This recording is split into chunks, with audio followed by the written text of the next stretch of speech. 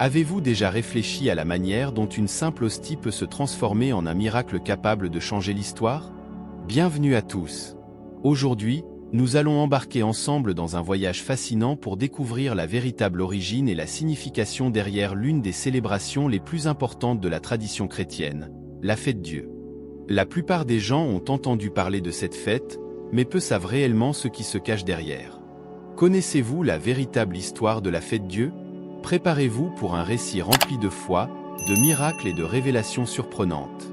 Imaginez-vous dans l'Europe médiévale, une époque remplie de croyances ferventes et de pratiques religieuses intenses. Dans cette atmosphère, une angoisse déchirante hante l'esprit d'un prêtre.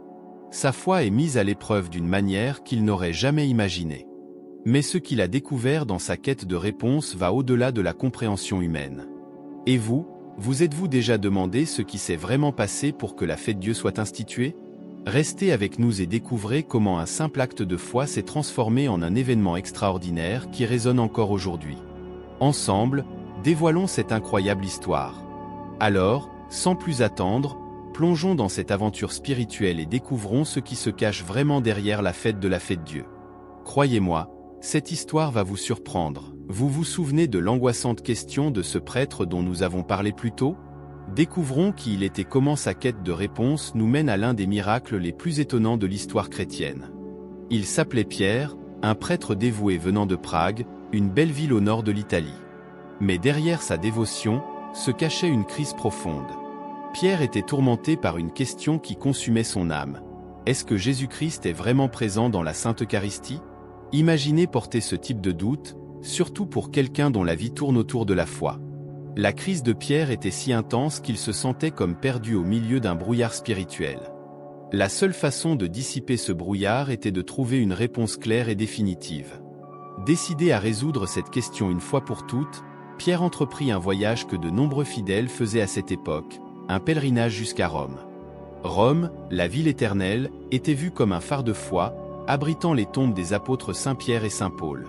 Pour Pierre, ce voyage était plus qu'un simple pèlerinage, c'était une mission personnelle pour restaurer sa foi ébranlée. Tandis que Pierre parcourait les routes poussiéreuses d'Europe, il portait avec lui non seulement ses bagages, mais aussi un cœur lourd de doute et d'espoir.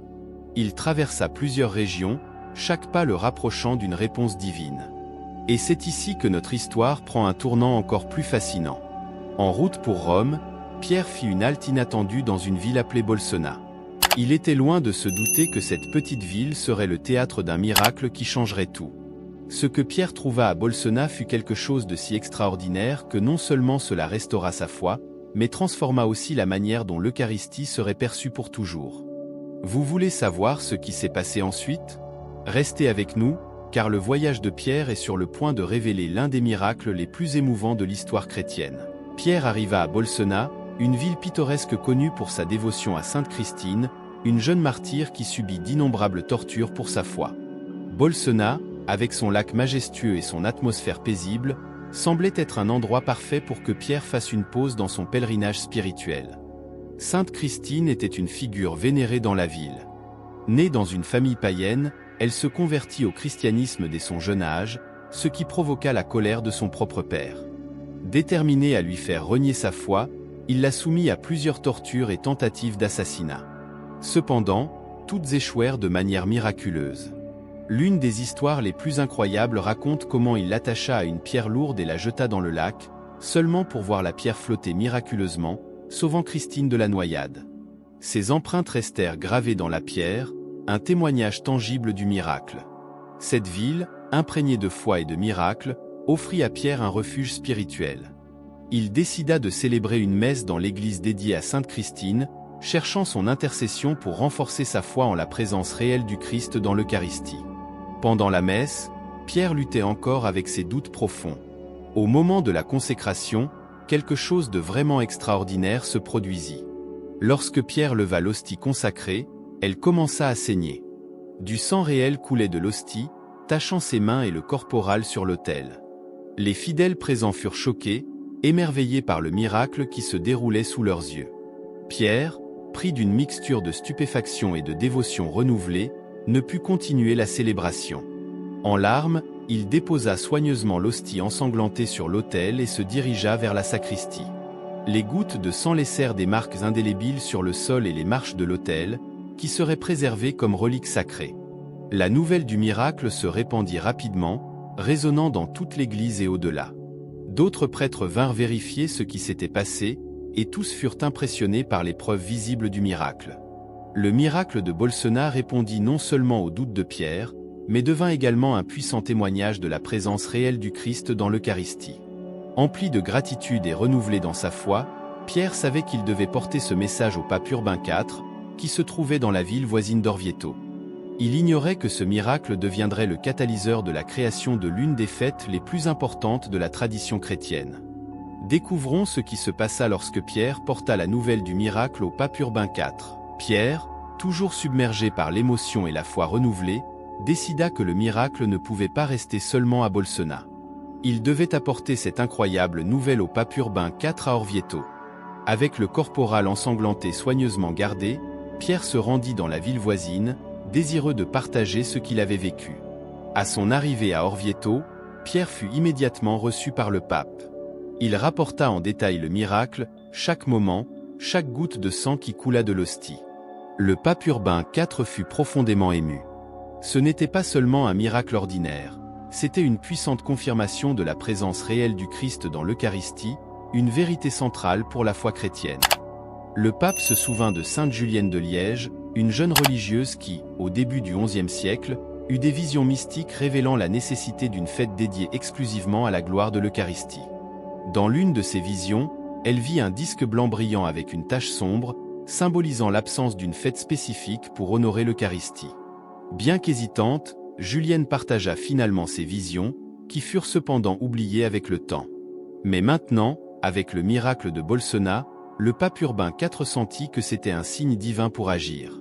Convaincu de l'authenticité de l'événement et inspiré par la vision de sainte Julienne, il décida qu'il était temps d'instituer une fête solennelle qui célébrerait l'Eucharistie de manière appropriée. Pour vérifier la véracité du miracle, le pape envoya un groupe de théologiens et d'experts, dont les renommés saint Thomas d'Aquin et saint Bonaventure, pour enquêter sur l'événement à Bolsena. Ces hommes, reconnus pour leur sagesse et leur sainteté, effectuèrent une analyse minutieuse des preuves. Ils étudièrent le corporal taché de sang, les pierres ensanglantées et entendirent les témoignages des fidèles ayant été témoins du miracle. Après une enquête rigoureuse, ils confirmèrent l'authenticité du miracle. Avec le cœur rempli de certitude et de gratitude, le pape Urbain IV décida d'agir rapidement. Il émit la bulle Transiturue en 1264, décrétant la création de la fête du Corpus Christi, soulignant la nécessité de réaffirmer la foi en la présence réelle du Christ dans l'Eucharistie. Ce fut un moment crucial, surtout à une époque où plusieurs hérésies remettaient en question cette doctrine. Maintenant, avec la nouvelle fête instituée, le pape voulait s'assurer que la célébration serait marquée par une liturgie riche et profondément spirituelle. Pour ce faire, il convoqua certains des théologiens les plus renommés de son époque, dont saint Thomas d'Aquin, pour composer les hymnes et prières qui seraient utilisés lors de la solennité. Et ainsi, le Corpus Christi commença à prendre forme, non seulement comme une fête, mais comme un puissant témoignage de la foi chrétienne en la présence réelle du Christ dans l'Eucharistie. Voyons maintenant comment la première célébration du Corpus Christi et la construction de la magnifique cathédrale d'Orvieto ont consolidé cet événement miraculeux dans l'histoire de l'Église. Pierre, toujours emporté par l'émotion et la foi renouvelée, décida que le miracle ne pouvait pas rester uniquement à Bolsena. Il devait apporter cette incroyable nouvelle au pape Urbain IV à Orvieto. Avec le corporal ensanglanté soigneusement conservé, Pierre se rendit dans la ville voisine, impatient de partager ce qu'il avait vu. Avec la fête du Corpus Christi officiellement instituée, le pape Urbain IV commença à organiser la première célébration. Il voulait que ce soit un événement grandiose, reflétant la profondeur spirituelle et l'importance du miracle de Bolsena.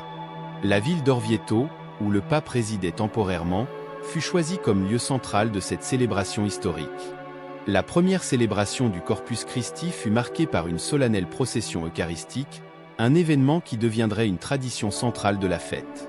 Le très saint sacrement, représenté par l'hostie consacrée et le corporal ensanglanté, fut porté dans les rues dans un ostensoir, permettant aux fidèles d'adorer et de rendre hommage à la présence du Christ dans l'Eucharistie.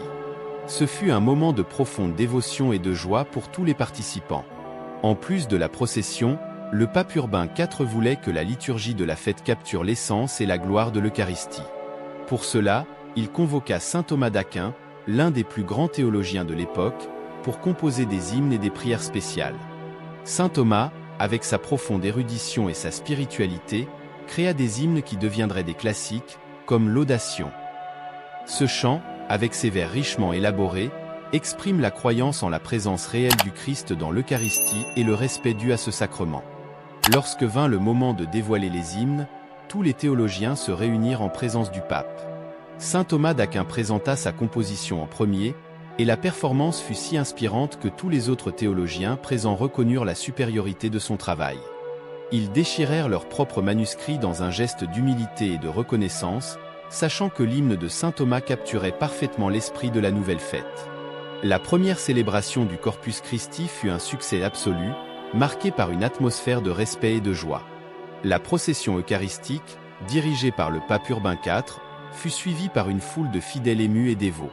Cet événement inaugural non seulement renforça la foi en la présence réelle du Christ dans l'Eucharistie, mais établit également une nouvelle tradition qui se répandit rapidement dans le monde chrétien.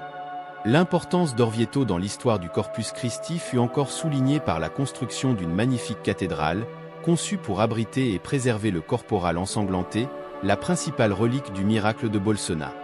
La cathédrale d'Orvieto, connue sous le nom de Duomo di Orvieto, commença à être construite en 1290, quelques années après l'institution de la fête. Cette cathédrale, avec sa façade richement décorée et ses intérieurs impressionnants, devint un centre de dévotion et un symbole durable de la présence réelle du Christ dans l'Eucharistie. Pendant ce temps, la nouvelle fête du Corpus Christi commença à être célébrée dans d'autres parties du monde chrétien, chaque célébration renforçant la foi des fidèles et promouvant la dévotion eucharistique. La vision de sainte Julienne de Liège s'était réalisée de manière glorieuse, et le miracle de Bolsena continuait à inspirer et à fortifier la foi de nombreux chrétiens. Mais notre histoire ne s'arrête pas là. Découvrons comment l'héritage du Corpus Christi a continué à croître et à impacter la vie des fidèles au fil des siècles, réaffirmant la centralité de l'Eucharistie dans la vie de l'Église. À mesure que la fête du Corpus Christi gagnait en force, la dévotion à l'Eucharistie se répandait dans plusieurs régions et cultures, chacune apportant sa propre couleur et sa tradition à la célébration. La procession eucharistique est devenue un élément central, symbolisant le voyage de la foi et la présence du Christ marchant avec son peuple. Dans de nombreuses villes, les rues et les maisons étaient ornées de fleurs et de décorations festives, tandis que les fidèles suivaient l'ostensoir avec des bougies et des chants. La cathédrale d'Orvieto est devenue une destination de pèlerinage, avec des fidèles venant de toutes parts pour voir le corporal ensanglanté et participer aux célébrations. L'architecture impressionnante et l'art éblouissant de la cathédrale reflètent la dévotion profonde et le respect pour l'Eucharistie. La cathédrale est également devenue un centre d'apprentissage théologique et spirituel, attirant des érudits et des ecclésiastiques en quête d'approfondissement de leur compréhension de la foi. Saint Thomas d'Aquin, dont les hymnes et prières ont enrichi la liturgie du Corpus Christi, a continué à influencer la théologie chrétienne. Ses écrits sur l'Eucharistie ont contribué à façonner la doctrine de l'Église, fournissant une base solide pour la foi en la présence réelle du Christ dans le sacrement. La beauté et la profondeur de ses compositions continuent d'être chantées et récitées dans les églises du monde entier, inspirant des générations de fidèles. Pendant ce temps, l'impact du miracle de Bolsena et de la vision de sainte Julienne de Liège continuait à se faire sentir. Leurs histoires ont été racontées et répétées, rappelant aux fidèles l'importance de l'Eucharistie et la nécessité d'une dévotion sincère et fervente.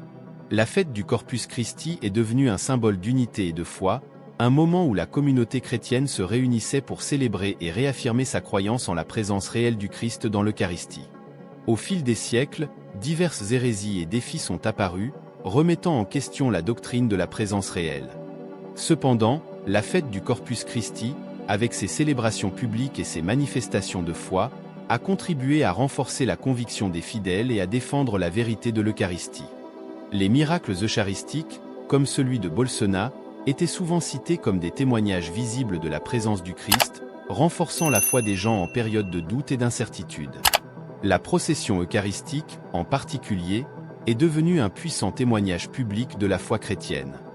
Dans de nombreux endroits, elle était organisée avec faste, attirant des foules et démontrant l'importance centrale de l'Eucharistie dans la vie de l'Église. Ces processions servaient non seulement d'actes de dévotion, mais aussi de déclaration de foi publique, réaffirmant la croyance en la présence réelle du Christ et défiant ceux qui remettaient en question cette doctrine. À mesure que la fête du Corpus Christi se répandait, elle inspirait également d'autres pratiques dévotionnelles et traditions. Des autels et des chapelles dédiées à l'Eucharistie ont été construits, et l'adoration perpétuelle du Très Saint Sacrement est devenue une pratique courante dans de nombreuses communautés. Ces développements ont contribué à maintenir vivante la dévotion eucharistique au fil des siècles, offrant aux fidèles des occasions continues d'adorer et de réfléchir à la présence du Christ dans l'Eucharistie. Voyons maintenant comment cette fête, qui a commencé avec un miracle à Bolsena et une vision à Liège, a continué à façonner la vie de l'Église et la spiritualité des chrétiens du monde entier. Ao longo do século, la fête du Corpus Christi a évolué et s'est adaptée, mais son essence est restée inchangée, une célébration profonde et respectueuse de la présence réelle du Christ dans l'Eucharistie. Dans le monde entier, cette fête continue de rassembler les communautés, d'inspirer la foi et de promouvoir une dévotion sincère au Très Saint Sacrement. Dans des pays comme l'Espagne et le Portugal, les célébrations du Corpus Christi sont particulièrement grandioses, avec des processions élaborées, des danses traditionnelles et des festivités communautaires. Des villes comme Tolède et Lisbonne sont remplies de vie avec des fleurs, des tapis colorés et des autels richement décorés. Ces célébrations ne sont pas seulement des moments d'adoration, mais aussi de culture et de tradition, reflétant l'héritage spirituel et culturel des communautés. En Amérique latine, le Corpus Christi est également célébré avec ferveur. Dans des villes comme Cusco, au Pérou, les processions mélangent des éléments chrétiens et indigènes, créant un événement unique qui symbolise la foi et la culture locale. Les rues sont ornées de tapis de fleurs et de sciures de bois, et les processions sont accompagnées de musique et de danse, faisant de la célébration une expérience vibrante et spirituelle. Dans de nombreux endroits, la fête du Corpus Christi est aussi une occasion de charité et de solidarité. Les communautés se réunissent pour aider les nécessiteux, en partageant des aliments et des ressources, reflétant l'esprit d'amour et de compassion qui est au cœur de l'Eucharistie. Cet aspect social de la fête rappelle aux fidèles l'importance de vivre les enseignements du Christ non seulement dans l'adoration, mais aussi dans les actions quotidiennes. Outre les célébrations publiques, la fête du Corpus Christi inspire également une dévotion personnelle et silencieuse. De nombreux fidèles profitent de ce temps pour participer à des adorations eucharistiques, des retraites spirituelles et des moments de profonde réflexion. Ces moments de silence et de prière permettent aux individus de se connecter plus intimement avec le mystère de l'Eucharistie, renouvelant leur foi et renforçant leur relation avec le Christ. L'histoire du Corpus Christi est donc une histoire de foi vivante et en constante évolution. Du miracle de Bolsena et de la vision de Sainte Julienne de Liège, aux grandioses processions et célébrations à travers le monde, cette fête reste un puissant témoignage de la présence réelle du Christ dans l'Eucharistie. Elle nous rappelle l'importance de maintenir vivante la dévotion, de célébrer la foi avec joie et de vivre les enseignements du Christ dans nos vies quotidiennes. Et ainsi, nous arrivons à la fin de ce voyage.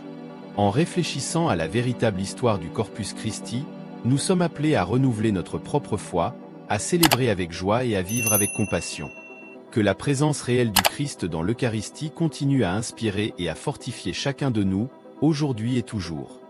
Si vous avez aimé cette histoire, n'oubliez pas de liker, de vous abonner à la chaîne et de partager avec vos amis.